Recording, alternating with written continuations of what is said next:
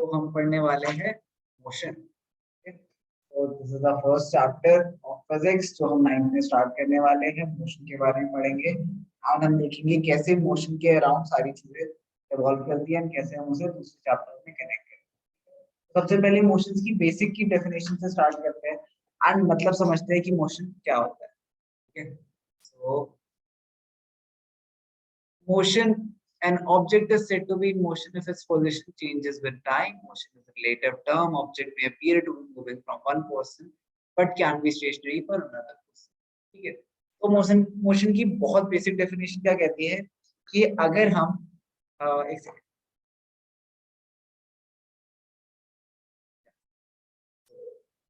अगर हमारे पास एक ऑब्जेक्ट है, अगर वो हमें मूव करता हुआ दिख रहा है, मान लो हमारे पास कोई भी ऑब्जेक्ट है वो मूव करता हुआ दिख रहा है, तो हम कहते हैं वो मोशन है। लेकिन बहुत इंपॉर्टेंट पॉइंट क्या है कि हम एक चीज समझे, पॉइंट ऑफ रेफरेंस, रेफरेंस और पॉइंट ऑफ रेफरेंस और रेफरेंस पॉइंट। ठीक है, because for some people some things might be moving but for other it might be at stop. For example, अगर हम एक ट्रेन में, ठीक है, इनसाइड द ट्रेन अगर हमने कोई कप होल्ड कर रखा है तो हमारे लिए वो क्या है, स्टेशनरी। स्टेशनरी मतलब वो नहीं हिल रहा है, मतलब वो एक जगह पे अपनी जैसी जगह है उसी पे। लेकिन मान लो बाहर से, ट्रेन के बाहर से कोई हमें देखता है तो उसके लिए हम भी मूव कर रहे हैं एंड वो कप भी मूव कर रहे हैं। So with respect to a reference point an object can be or can not be in motion. तो मोशन हमेशा डिफाइन किस पे होनी चाहिए, एक रेफरेंस पॉइंट के अकॉर्डिंग। इसीलिए इस डेफिनेशन में क्या लिखा है, an object is said to be in motion if its position changes with time। ठीक है, तो अगर उसकी पोजीशन टाइम के साथ चेंज होती जा रही है, ऑब्वियसली अब इनिशियली जब हमने देखा था उसे तो इस पॉइंट पे था एंड देन फिर 2 सेकंड बाद देखा तो इस पॉइंट पे था। इसका मतलब क्या, हम नॉर्मल भाषा में बोलते हैं वो मूव कर गया। तो हम रेफरेंस पॉइंट है, हम जहाँ पे खड़े हैं वो क्या है, रेफरेंस पॉइंट है।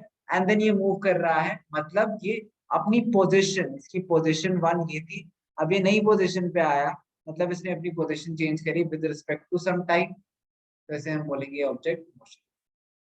सो if I throw a ball, that ball is in motion. ठीक है, मोशन के बहुत एग्जांपल्स हो सकते हैं। If I catch a ball, ठीक है, अगर कैच करा है मुझे जो मूवमेंट करनी पड़ी कैच करने के लिए, वो भी मेरे हैंड्स का मोशन हो सकता है। ठीक है, if I am skipping exercising in the morning, वो मेरी बॉडी मोशन कर रही है, तो मोशन कैन बी ऑफ।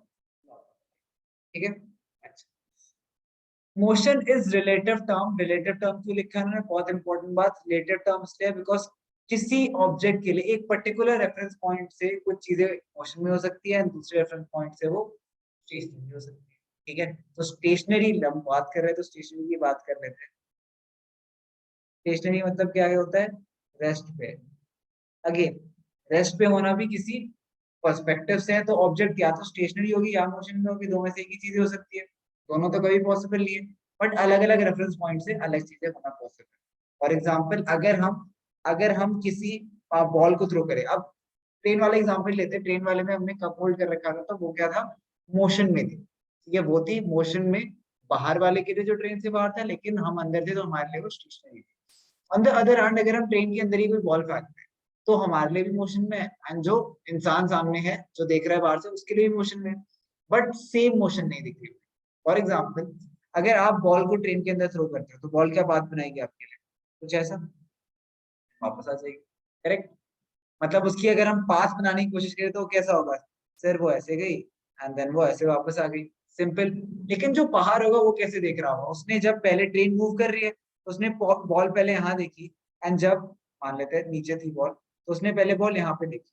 ठीक है, अब जब बॉल मूव कर रही है, ट्रेन मूव कर रही है, तो उसके हिसाब से बॉल की पोजीशन भी मूव करेगी। जब वो हाइट पे पहुंचा हो ऐसे, एंड देन वापस जब आया तो ऐसे, तो उसके लिए हमारे लिए पाथ क्या थी, ये पाथ थी, एंड उसके लिए पाथ क्या बॉल की, ये पाथ थी। तो डिफरेंट रेफरेंस पॉइंट से मोशन का पाथ भी डिफरेंट लग सकता है हमें। तो इसीलिए हम मोशन जब भी डिक्लेयर करेंगे कि कोई चीज मोशन में है या फिर किस टाइप की मोशन में है, वो with respect to a particular reference point, मतलब किसी एक चीज के रेफरेंस में। मूविंग, ट्रेन मूव कर रही है किसके रेफरेंस में, ट्रेन मूव कर रही है लैंड के रेफरेंस में, वरना अर्थ तो हमेशा रोटेट कर रही होती।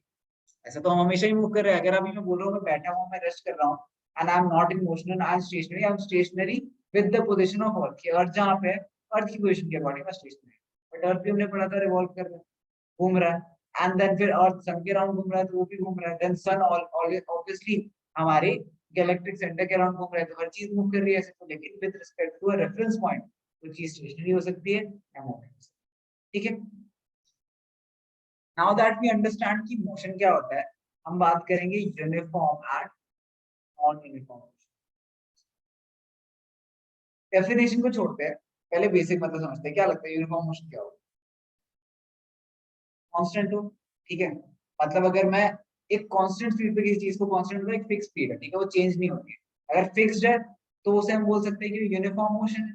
ठीक है, तो यूनिफॉर्म मोशन में इंपॉर्टेंट बात क्या है कि वो सेम नंबर डिस्टेंस है और सेम अमाउंट ऑफ टाइम में कवर करें। ठीक है, अभी डिस्टेंस और डिस्प्लेसमेंट हम पढ़ेंगे, लेकिन अभी बेसिक डिस्टेंस के अकॉर्डिंग हमें क्या पता है कि जो पाथ लेते हैं, मान लो हमारे पास उसने टाइम लेते हैं यहाँ पे, टाइम एंड डिस्टेंस, तो उसने 0 सेकंड्स में 0 डिस्टेंस कवर करा, टाइम स्टार्ट नहीं हुआ था तो 0 डिस्टेंस रेस्ट पे था।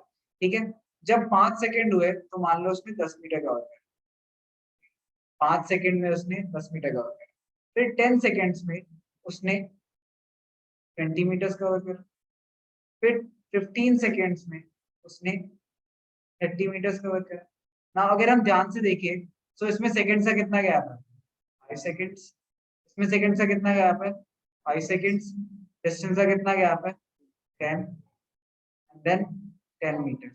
So this is covering equal distances in equal intervals of time. Equal time intervals है, दोनों टाइम के बीच में इंटरवल सेम है, 5-5 सेकंड का है, उसमें उसने डिस्टेंस कितना कवर करा है, एडिशनल डिस्टेंस कितना कवर करा है, 10-10 मीटर। तो दिस मींस कि वो क्या है, uniform.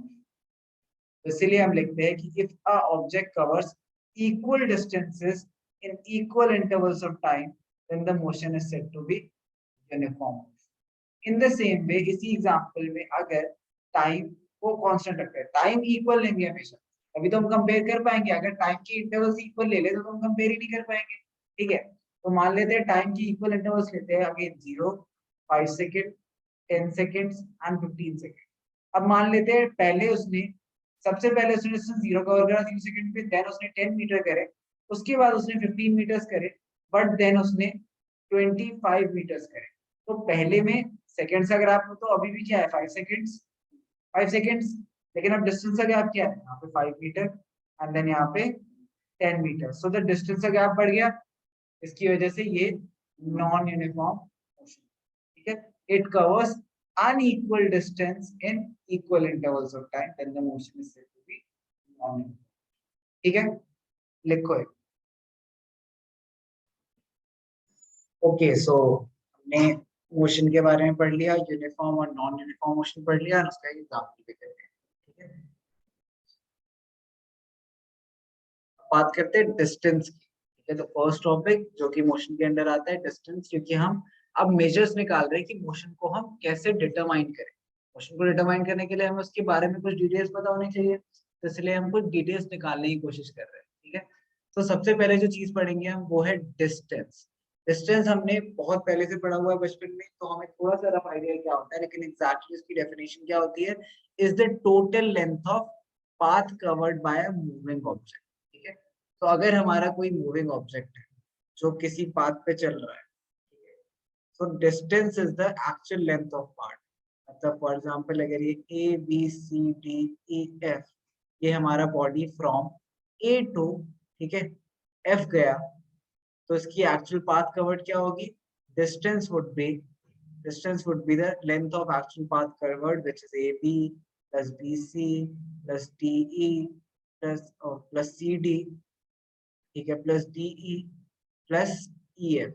This would be your actual path covered and total distance। For example, अगर ये 5 to 5 to 5 होते तो डिस्टेंस क्या हो जाता, 5 plus 2 plus 5 plus 2 plus 5, which is 9।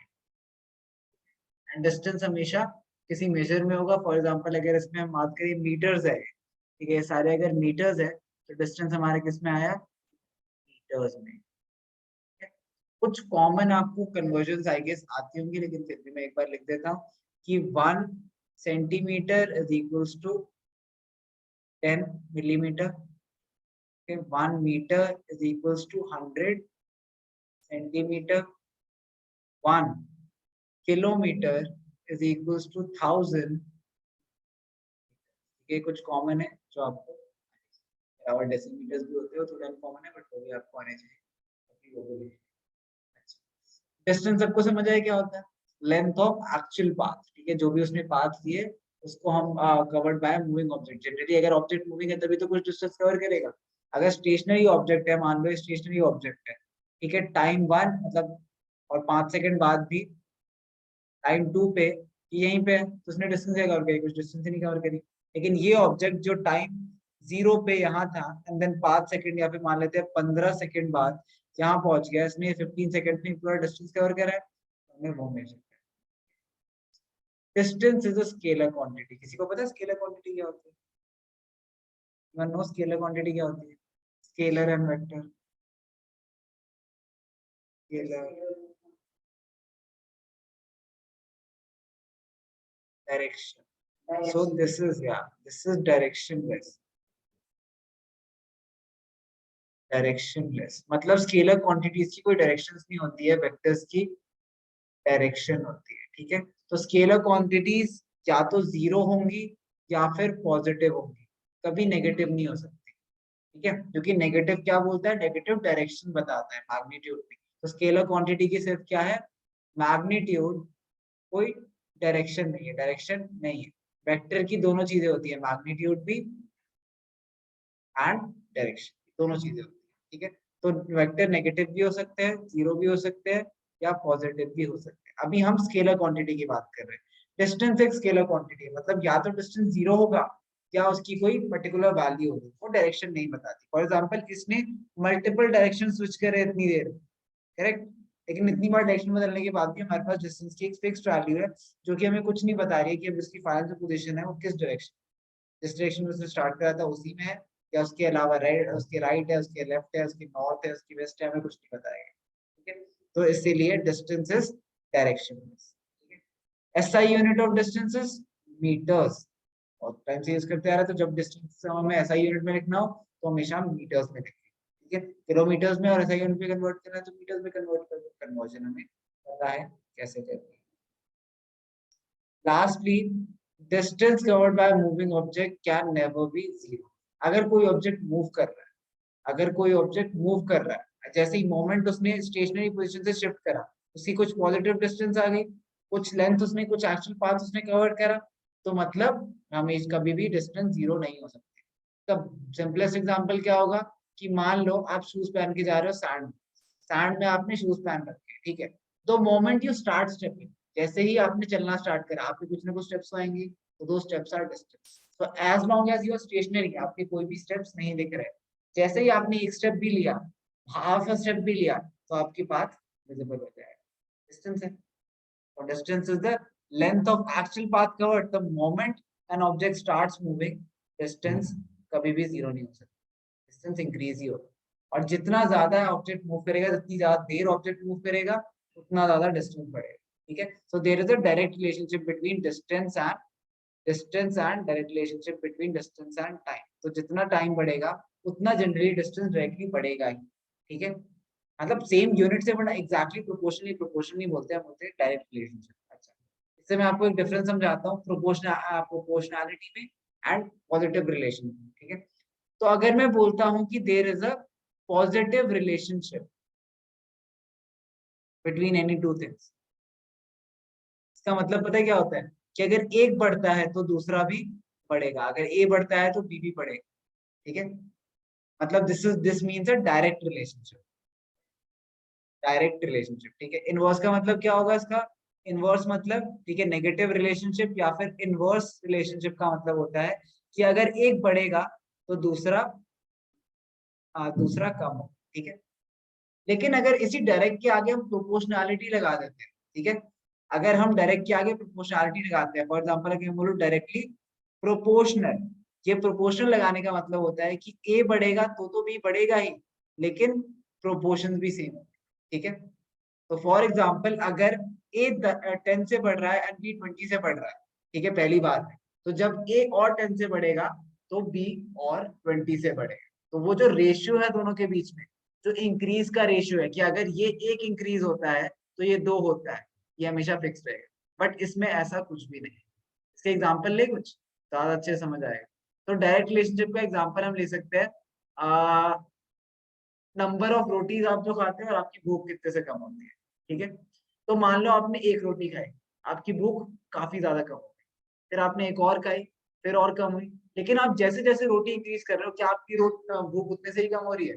एक टाइम के बाद 5 रोटियां खाने के बाद आपकी भूख तो फिर खत्म ही नहीं होगी, ठीक है, लाइक खत्म हो चुकी है। अब तो 6 रोटी आप खाओगे तो आप एक्स्ट्रा खा रहे हो, भूख तो आपकी कम नहीं हो रही है। तो there was a direct relationship between decrease in your hunger and the number of rotis you ate. There was a direct relationship but not proportional, क्योंकि सेम अमाउंट ऑफ रोटियां बढ़ाने से सेम अमाउंट ऑफ भूख नहीं कम हो रही थी आप, ठीक है।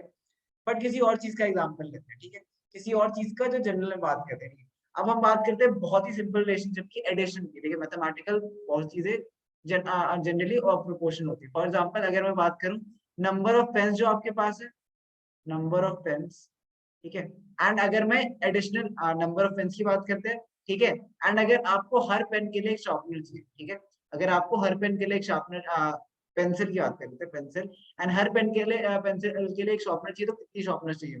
तो आप एक पेंसिल लेते हो, आपको उसके लिए एक शार्पनर चाहिए, एक से शार्पनर बड़ा। एक और पेंसिल लेते हो, उसके लिए आपको एक और शार्पनर चाहिए, एक और से बड़ा। तो ये क्या है? ये डायरेक्ट प्रोपोर्शनल है, डायरेक्टली प्रोपोर्शनल है। पहला क्या था? डायरेक्ट रिलेशनशिप, सिंपल, कि एक के बढ़ने दूसरा बढ़ता है, सेम प्रोपोर्शन में जरूरी नहीं है। और प्रोपोर्शनैलिटी का मतलब क्या हुआ? कि exactly same proportion. So distance and time के बीच में डायरेक्ट रिलेशनशिप है, डायरेक्ट रिलेशनशिप है। मतलब ऐसा कुछ नहीं है कि अगर टाइम 10 से बढ़ता है तो डिस्टेंस, और पहली बार में टाइम 10 सेकंड से बढ़ा एंड डिस्टेंस 20 मीटर से बढ़ा, तो अगली बार टाइम 20 सेकंड से बढ़ेगा, तो डिस्टेंस 20 मीटर से ही बढ़ेगा, लेकिन डिस्टेंस बढ़ेगा जरूर, या तो 20 रहेगा या 20 से ज्यादा होगा, 20 से कम नहीं हो सकता। इधर distance will remain the same और डिस्टेंस विल इंक्रीज, ठीक है। दिस मींस उनके बीच में डायरेक्ट रिलेशनशिप है। एक के बढ़ने से दूसरा या तो बढ़ता है या जीरो रहता है, कम कभी नहीं, ठीक है। अब आई थिंक कि जब भी मैथ्स में बात करेंगे रिलेशनशिप की, डायरेक्ट या प्रोपोर्शनलिटी की, आपको डिफरेंस याद रहेगा, ठीक है। चलो ये नोट डाउन करो एक बार। ओके, तो हमने डिस्टेंस डिस्कस कर लिया है, तो अब नेक्स्ट टॉपिक क्या आएगा? Logically displacement. तो अब हम डिस्प्लेसमेंट की बात करेंगे, ठीक है। सो डिस्प्लेसमेंट पहले समझते हैं, देन हम पढ़ेंगे कि हमने नोट्स क्या दे रखे हैं। सो अगर कोई भी बॉडी किसी डायरेक्शन में मूव करती है, ठीक है, मान लो उसने मूव क्या करा, पहले एक बॉडी पहले गई स्ट्रेट स्ट्रेट अहेड, ए पॉइंट से यहाँ पे मान लो उसने 5 मीटर्स कवर करे, देन वो नीचे आई, ठीक है, अपने लेफ्ट गई, ठीक है, सॉरी अपने राइट गई, उसने 3 मीटर्स कवर करे, देन बैक वो उल्टी साइड आने लगा, उसने 5 मीटर्स और कवर करे, एंड अब उसका ये फाइनल पोजीशन है, ठीक है। तो हमसे पूछा जा रहा है कि डिस्प्लेसमेंट क्या होगा। डिस्टेंस तो हमें पता है, 5 + 5 + 3 कितना हुआ? Distance denoted by S, distance को हम किससे डिनोट करते हैं? एस से। so distance is denoted by s, and distance कितना है इस केस में? 5 + 5 + 3 which is 13 meters, ठीक है। Displacement on the other hand क्या होती है? इनिशियल पॉइंट जो है हमारा, starting point and final point, या फिर इनिशियल पोजीशन, ठीक है, इनिशियल पोजीशन और फाइनल पोजीशन के बीच में शॉर्टेस्ट डिस्टेंस, फाइनल पोजीशन के बीच में शॉर्टेस्ट डिस्टेंस क्या है यहाँ पे? ये होगा, इसकी लेंथ क्या होगी? 3 होगी, ये 5 है तो टेक्निकली रेक्टेंगल बन रहा है, तो ये भी कितना होगा? 3 metre. So displacement denoted by S के ऊपर एक वेक्टर का सिंबल लगाते हैं, एक एरो लगाते हैं, पढ़ोगे आप पूरी क्लास में, बट अभी एक एरो लगा दो, दिस इज अ वेक्टर। अब डिस्टेंस का वेक्टर क्या बन गया हमारा? Displacement, this is the symbol of displacement and which is 3 meters. So this is distance and this is displacement, okay. So the shortest distance between initial and final position, so initial और final position के बीच में shortest distance, important shortest distance of a moving object, obviously moving object है तभी तो कुछ initial position final position है, वरना तो जो initial position है west पे वही final position है। तो moving object is called displacement of the object. Displacement is a vector quantity, अभी हमने बात करी डिस्प्लेसमेंट वेक्टर है। वेक्टर क्यों है देखते हैं। डिस्प्लेसमेंट एक पर्टिकुलर डायरेक्शन में होगा ना। अब हम बात करते हैं कि इसमें एक पर्टिकुलर डायरेक्शन में अगर मैं कहीं किसी और डायरेक्शन में डिस्टेंस निकालने की कोशिश करूंगा शॉर्टेस्ट डिस्टेंस, तो बदल जाएगा। ये नीचे साइड में सबसे शॉर्टेस्ट डिस्टेंस है ना, इसके पास एक पर्टिकुलर डिस्टेंस, एक पर्टिकुलर डायरेक्शन है कि डिस्प्लेसमेंट अगर मुझे निकालनी है तो मैं कौन सा पाथ ले सकता हूँ, सिर्फ और सिर्फ ये पाथ ले सकता हूँ। It has a particular direction, it does not prepare, मतलब it is not like distance की कोई भी डायरेक्शन में फर्क नहीं पड़ता है।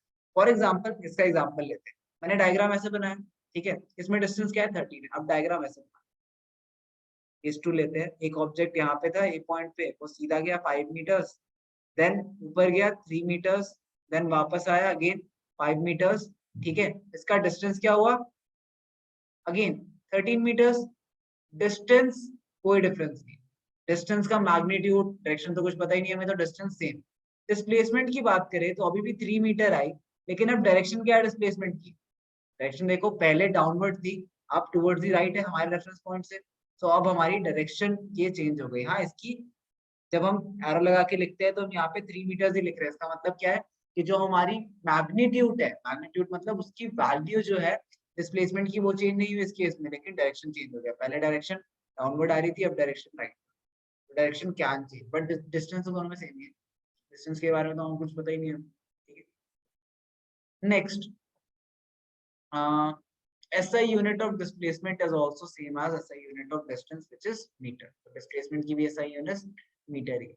If an object comes back to its initial position, the displacement of an object is zero. Simple है concept कि अगर एक object एक point से start करता है, वो move around करता है and घूम फिर के वो अपने ही सेम पॉइंट पे आ जाता है, तो मतलब B C D, initial position भी यही है, ठीक है, एंड फाइनल पोजीशन भी मान लेते हैं आप यही है, ठीक है, फाइनल पोजीशन भी यही है, इनिशियल पोजीशन भी यही है, तो शॉर्टेस्ट डिस्टेंस क्या हुआ, सो कितना डिस्टेंस कवर करना पड़ेगा वापस उस पॉइंट पे आने के लिए, सेम पॉइंट पे तो जीरो, तो इसलिए displacement zero.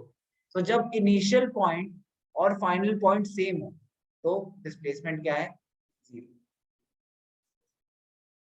Displacement can be positive and negative, तो डिस्प्लेसमेंट की वैल्यूज बोथ पॉजिटिव और नेगेटिव हो सकती है, लेकिन -3 मीटर्स डिस्प्लेसमेंट होने का मतलब ये नहीं होता कि कोई कम, मतलब there is nothing called reverse चलना, कि ऐसा तो हो नहीं सकता चल के ही क्या होगा।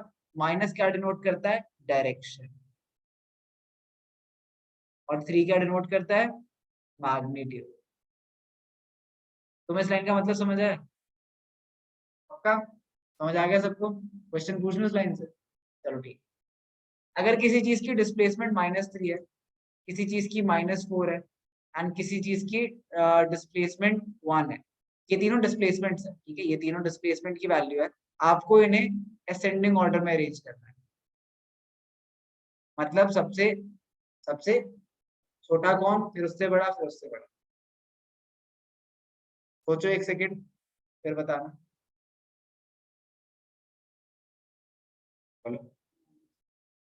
-4, -3, 1, और कोई आंसर किसी के पास, सब एग्री करते हैं,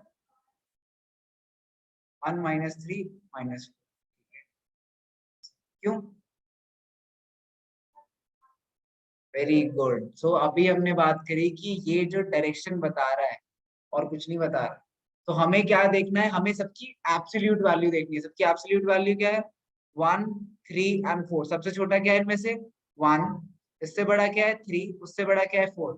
माइनस का यहाँ पे मैथमेटिकल माइनस का मतलब नहीं है, मतलब -4 is not smaller than -3, -4 is greater than -3, बस उसकी डायरेक्शन होती है। तो मतलब अगर डिस्प्लेसमेंट हम निकाल रहे थे ना इस पॉइंट से, तो 1 मीटर इधर गया, ठीक है, एक ए ऑब्जेक्ट था जो इधर गया जिसकी डिस्प्लेसमेंट इस साइड की थी, एंड बी सी, मान लो बी ऑब्जेक्ट था जो इस साइड गया एंड सी ऑब्जेक्ट भी इस साइड गया, तो ये 1 था, ये -3 था एंड ये -4 था। अब इनमें सबसे ज्यादा डिस्प्लेसमेंट किसकी होगी, इसकी सबसे ज्यादा बड़ी लेंथ है, तो वो तो -4 होगा। तो हम अगर असेंडिंग ऑर्डर में अरेंज करेंगे तो पहले 1 आएगा, फिर -3 आएगा, फिर -4 आएगा, ठीक है। तो मैथमेटिकली हमें नहीं देखना है इसमें, माइनस क्या बता रहा है, सिर्फ डायरेक्शन की, क्या उसकी अपोजिट डायरेक्शन में है, बस। समझ आया, that's why I was asking कि क्या ये कॉन्सेप्ट अब हमें समझ आ गया, पक्का ठीक। हमें सबकी एब्सोल्यूट वैल्यू देखनी है, ठीक है, जो साइन है उसे अवॉइड करना है हमें, और हमें एब्सोल्यूट वैल्यू देखनी है, क्योंकि साइन क्या बता रहा है, सिर्फ डायरेक्शन और कुछ नहीं। एक ग्राफ प्लॉटिंग में भी प्रॉब्लम करेगा, तब भी डिस्कस करेंगे। Okay, displacement of an object can be positive negative both, हमने बात कर ली। Displacement of a moving object can never be greater than the distance travel by it. तो डिस्टेंस और डिस्प्लेसमेंट या तो इक्वल हो सकते हैं या फिर डिस्प्लेसमेंट डिस्टेंस से कम होगा, ज्यादा नहीं हो सकता। ऑब्वियसली डिस्प्लेसमेंट शॉर्टेस्ट डिस्टेंस है, शॉर्टेस्ट का एक मतलब होता है कि अगर डिस्टेंस से बड़ा ही हो गया हो तो फिर वो शॉर्टेस्ट डिस्टेंस कैसे रहा। तो फॉर एग्जांपल एन इक्वल कब होगा तब देखते हैं, अगर एक ऑब्जेक्ट स्ट्रेट लाइन में ट्रेवल करे जा रही है, ठीक है, अगर एक ऑब्जेक्ट स्ट्रेट लाइन में ट्रेवल कर रही है तो उसका डिस्टेंस इज इक्वल्स टू उसकी डिस्प्लेसमेंट, ठीक है। अगर उसने अपना पाथ थोड़ा भी बदला, मान लो स्ट्रेट लाइन में ट्रेवल कर रही थी, थोड़ी सी कर्व हो गई, अब उसका डिस्प्लेसमेंट क्या है, शॉर्टेस्ट डिस्टेंस जो कि ये है, ठीक है। इस तरीके से अगर कोई स्ट्रेट ट्रेवल करके लेफ्ट आती है तो उसका डिस्प्लेसमेंट क्या है, तो हमेशा डिस्प्लेसमेंट की जो वैल्यू होगी वो क्या होगी, डिस्टेंस की वैल्यू से कम। तो displacement is always less than और इक्वल टू, ये लिखा है हमने, है ना। एंड इसका मतलब अगर मैं डिस्टेंस को नीचे ले आऊं, डिस्टेंस को नीचे ले आऊं तो डिस्प्लेसमेंट बाय डिस्टेंस हमेशा क्या होगा, less than equal to 1। So the ratio of displacement to distance will always be less than 1, ठीक है। समझ आया, चलो लिखो। हमने डिस्टेंस पढ़ लिया, हमने डिस्प्लेसमेंट पढ़ लिया, ठीक है। क्वेश्चंस हम करेंगे थोड़ा टाइम बाद उनके, लेकिन अभी एक और कॉन्सेप्ट डिस्कस कर लेते हैं, स्पीड का, ठीक है। तो speed is nothing but the rate of distance travel, ठीक है। जनरली हम किसी भी रेट की बात करते हैं, ठीक है, this is common for everything. किसी भी चीज का अगर आप रेट निकाल रहे हैं, रेट इन टाइम, ठीक है, रेट इन टाइम की अगर हम बात करें तो आप उस क्वांटिटी को डिवाइड किससे करते हो, डिवाइडेड बाय टाइम। तो अगर हम rate of change of position निकाल रहे हैं, ठीक है, rate of change of position निकाल रहे हैं तो वो क्या है, simply change in position distance होती है, तो distance upon time is speed.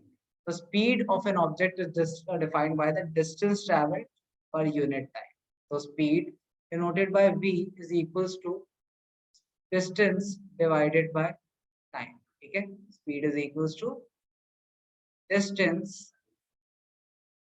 divided by time. ये तो बेसिक है, सबको पता है, बचपन से पढ़ते आ रहे हैं, स्पीड क्या होती है, डिस्टेंस डिवाइड बाय टाइम। जो भी डिस्टेंस ट्रैवल करा गया है उसको टाइम से डिवाइड किया, ठीक है। तो फॉर एग्जांपल अगर हमें किसी चीज की स्पीड निकालनी है जिसने 250 किलोमीटर ट्रैवल करा है इन 2 आवर्स, तो हम क्या करेंगे, हम स्पीड निकालने के लिए total distance travel 250 divide by 2 कर देंगे, हमारे पास आंसर क्या आ जाएगा, 125 किलोमीटर पर आवर, ठीक है।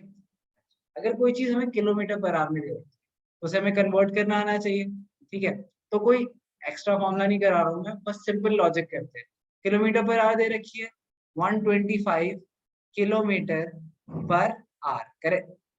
1 किलोमीटर में कितने मीटर्स होते हैं,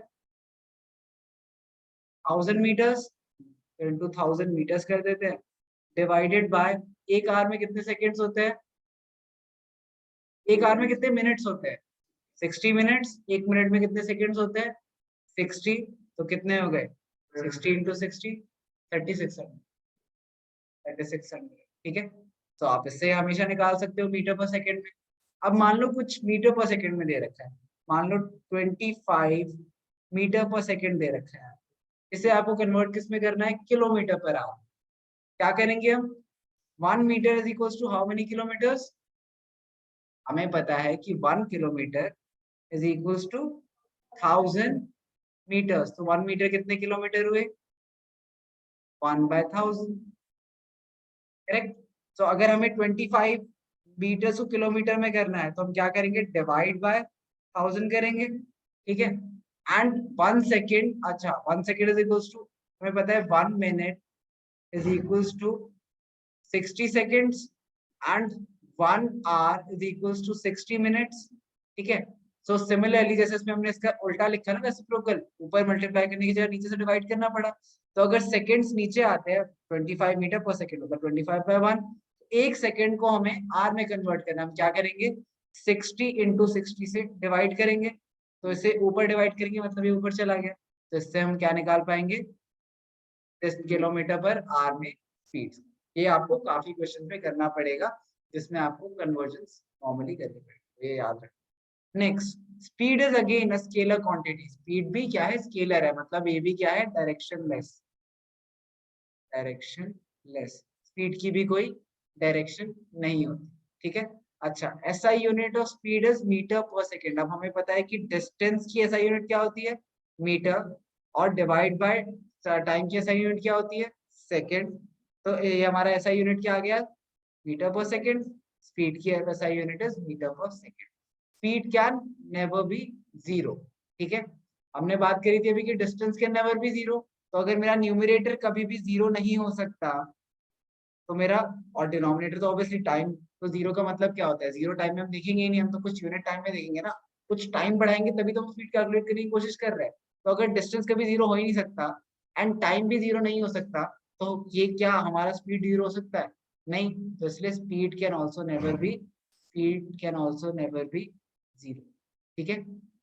अच्छा, last speed is always positive, obviously speed अगर जीरो नहीं हो सकता, नेगेटिव स्पीड कब होगा, जब हमारी डिस्टेंस नेगेटिव होगी।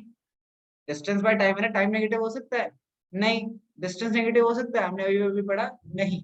तो अगर ये भी पॉजिटिव है, ये भी पॉजिटिव है, तो इसका रिजल्टेंट जो अब मिलेगा हमें, वो भी हमेशा क्या होगा, पॉजिटिव। तो इसलिए स्पीड भी हमेशा क्या होती है, पॉजिटिव होती है, ठीक है। अगर हम कोई रैंडम एक क्वेश्चन ले, फॉर एग्जांपल हम ले लेते हैं यहाँ पे कुछ डिस्टेंसेस एंड कुछ टाइम, ठीक है।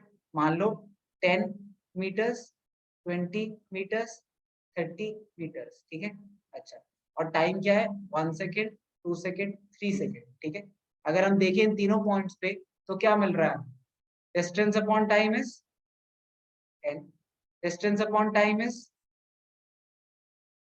again 10 meter per second, meter per second, and 30 upon 3 is again 10 meter per second. So this is a constant speed, हर जगह पे स्पीड सेम है ना, तो इसलिए कांस्टेंट स्पीड है।